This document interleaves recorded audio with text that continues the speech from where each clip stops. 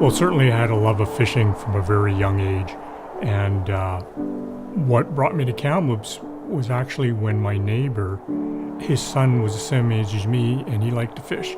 They used to come to Heffley Lake and rent a cabin for a couple weeks in the summertime, and they took me up once. Prior to that, I'd been born and raised fishing for salmon in the ocean. And that first exposure to freshwater fishing really tweaked my interest in fishing lakes and catching trout, and it just grew from there.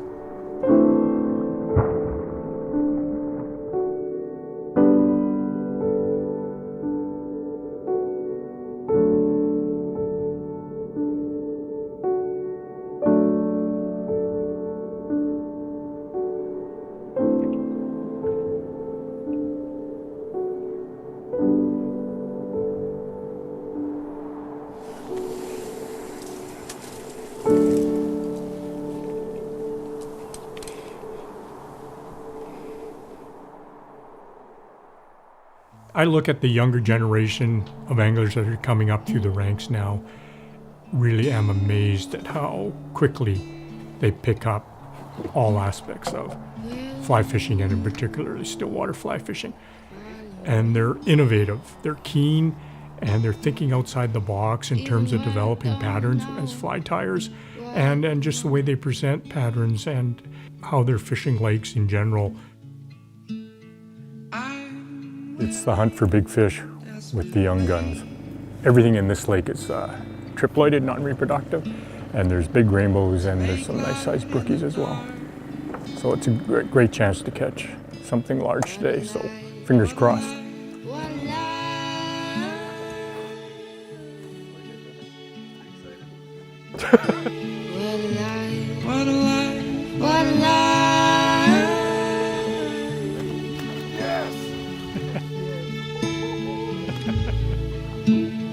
Time slips so far from me,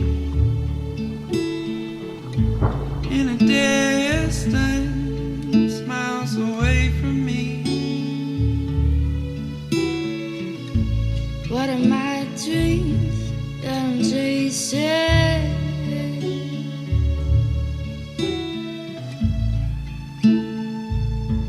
When you look at younger anglers today and you compare their information resources they have available to them to anglers from the 1900s, it was trial and error, and it was old school, traditional techniques brought over from England and the UK that these anglers in the early 1900s to early 20th century were fishing. Today, it's an imitative game for sure, and there's no end into how creative fly tying can be now because of the plethora of synthetic and other materials that anglers have at their disposal to tie new fly patterns.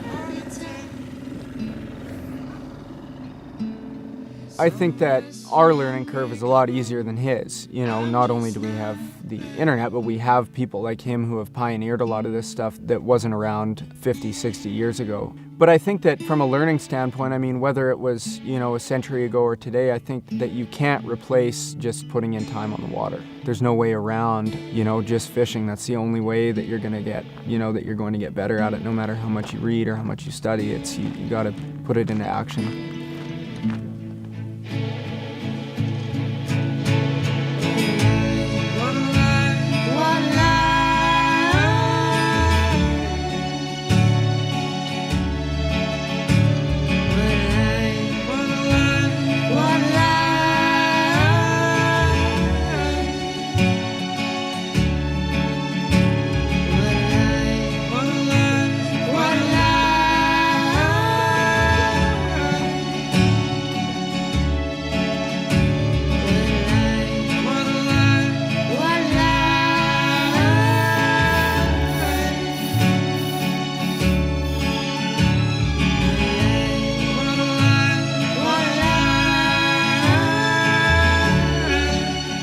What gets me excited about Stillwater fishing is that even though the water, the structure never changes, the fish, the bugs, everything can all change, you know, at the snap of your fingers. No 2 days are ever the same. You know, I'll never totally figure it out. Nobody will.